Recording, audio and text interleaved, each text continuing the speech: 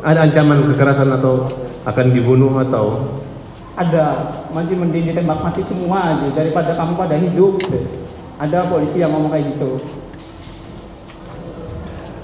Siapa yang paling jahat? Ya itu namanya, ada namanya kenal saya, orang dua itu Pak. Namanya Aris yang Papua sama Gugun. Kan sampai remek Pak, sampai jual jalan aja nggak bisa aja Pak. Sampai mau masuk ke penjara aja kan sampai pada ngesot Pak itu tuh. Udah darah semua Pak, udah nggak pada gimana ya, pada nggak kuat lah. Kayak udah binatang pisan tuh, saya tuh udah nyampe sana tuh Pak. Udah mau nyampe penjara aja saya udah dipukulin sama gembok. Kamu dibawa ke kantor polisi? Bawa Pak. Apa yang terjadi di kantor polisi?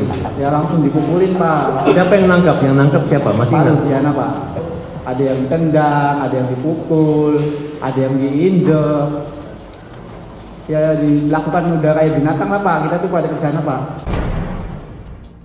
Dan beritaan daripada anak manusia yang 7 orang itu sekarang kan termasuk juga sangat fatal, anak bocil gitu kan ya, dimarah-marahin di ruang persidangan. Ya, saya nonton sendiri tuh. Kemudian kami saya ini ada Pak Indra pribadi, jaksa dari Kejati. Marah-marahin ini. Siapa yang marah-marahin?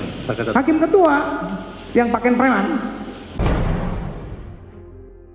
Saksi Aldi menceritakan kisah memilukan saat dirinya tiba-tiba ditangkap oleh Rudiana dan beberapa rekannya tanpa surat penangkapan dan tidak juga diberitahu apa alasan mereka ditangkap. Farhad Abbas tak kuasa menahan tangis ketika Aldi menceritakan secara detail bagaimana dirinya dan 8 terpidana lain disiksa hingga nyaris ditembak mati agar mau mengaku menjadi pelaku kasus Vina, padahal mereka tidak tahu sama sekali. Maaf, dari ke-7 terpidana tersebut ada keluarga saudara? Kakak saya Pak. Siapa namanya? Eka Sandi. Oh itu kakak kandung? Iya kakak saya itu Pak. Katanya saya dengar tukar kepala, katanya harusnya kamu dia mengorbankan dirinya untuk... Iya, semenjak itu masih di dalam itu udah Pak, itu nggak tahu-tahu, dia itu masih kecil.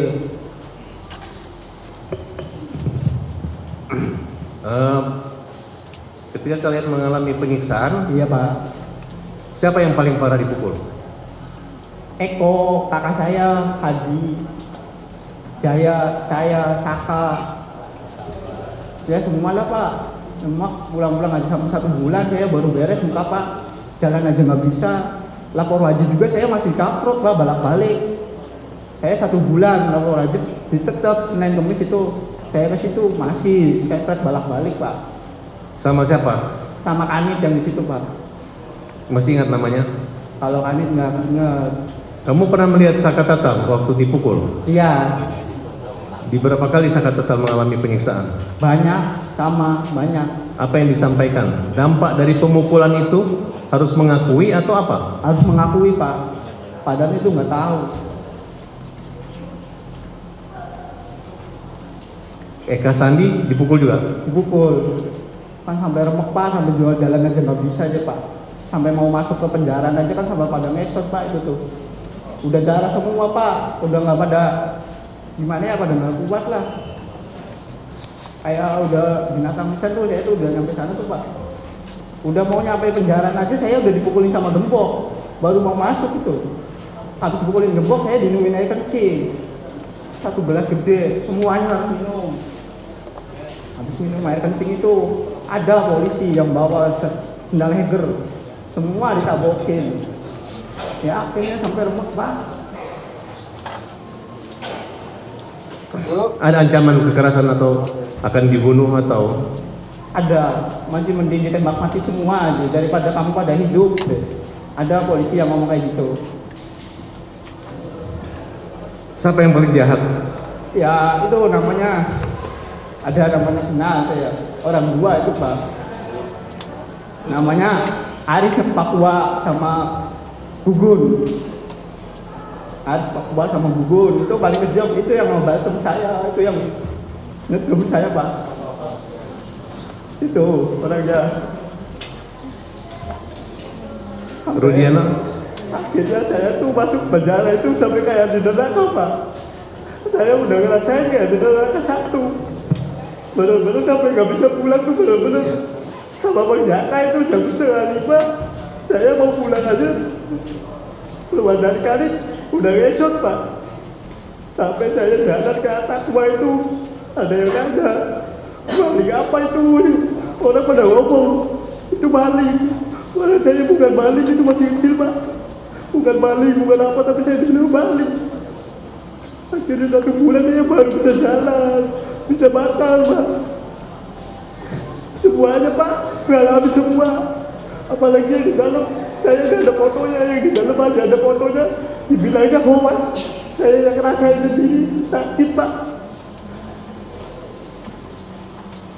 Dulu saya emang ya Pak, bukan orang punya. Tadi ya udah tahu, bilang apa. Ya,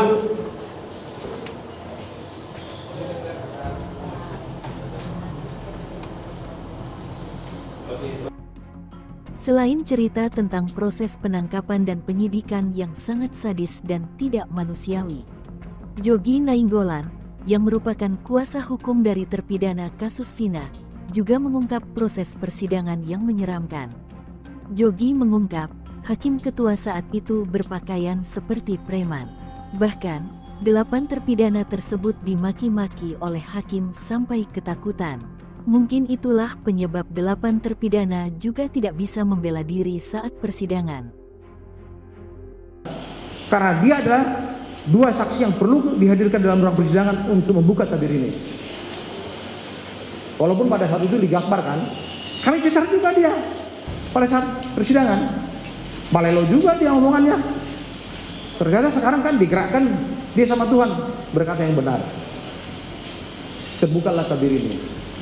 Bahwa dia tak pernah melintas bersama dengan almarhum Eki dan Vina di depan SMP 11. Dia hanya stuck di satu tempat setelah bertemu dengan Eki dan Vina. Itu yang saya tonton dalam podcast maupun berita-berita di live di televisi.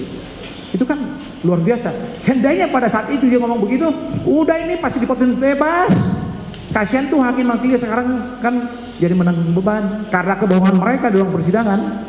Itu dan beritaan daripada anak manusia yang 7 orang itu sekarang kan termasuk juga sangat fatal, anak bocil gitu kan ya, dimarah-marahin di ruang persidangan ya. Saya nonton sendiri tuh, kemudian kami saya ada Pak Indra pribadi, jaksa dari Kejati, marah-marahin. Siapa yang marah-marahin? Hakim ketua yang pakaian preman kan, pakaian preman waktu itu mereka sidang itu nggak pakai seperti gini uniform yang di tampil di depan kita sekarang. Berapa orang saksi waktu di persidangan? Berapa orang hakim? Majelis hakim itu berapa orang? Saya ingat saya ada 3 tuh. Ini saya gambarkan ruang sana ya. Ruang sana, di ruang sana mungkin masih ada nggak ruangannya ya? Ruang sana, terus Ibu Titin aku lihat juga pakai jilbab dia. Nah si Saka ada waktu itu. Terus ada lagi dari mana? Dari Pak Pas kalau nggak salah tuh. Sedikit lah di ruangan itu. Oke. Apa yang saudara saksi ketahui tentang peran aktif dari Rudiana? Nah, kalau menelusuri apa yang tertuang dalam BAP yang sudah ada berkas perkara, dia adalah motor daripada semua ini. Terlepas katakanlah ada belasungkawa yang kita sampaikan, tetapi tidak boleh dong kan melakukan suatu tindakan-tindakan di luar daripada norma hukum yang benar. Jadi dia kan melakukan penangkapan ya sendiri di unit narkoba dia, berarti nggak punya kewenangan kalau kita bicara dalam konteks hukum acara pidana. Siapa sih yang berhak melakukan penangkapan terhadap kasus yang sifatnya kriminal umum kecuali tertangkap tangan? Itu secara jelas kok di dalam pasal 1 butir 19 KUHP kan ya. Siapa saja, mau satpam kek, mau tentara kek, mau polisi kek, itu kan ya, mau ibu-ibu kek, itu kan ya, orang padanya ada ditemukan barang bukti, itu kan rumusannya seketika itu ditiriakin kan, kira-kira rumusannya. Lalu tindakan-tindakan kawan ini menurut saya juga beberapa kali himbau, udah mendingan ngomong ke Kapolri kalau malu gitu kan ya, supaya selesai masalah ini. Kasihan mereka yang lagi menjalani hukuman apa seumur hidup. Saya yakin Mahkamah Agung juga pasti membebaskan mereka gitu kan ya. Yakin saya juga udah begini kok ya, terkuak semuanya gitu. Dan dialah yang melakukan suatu apa nih Motifnya apakah ada sesuatu di balik itu saya kurang tahu.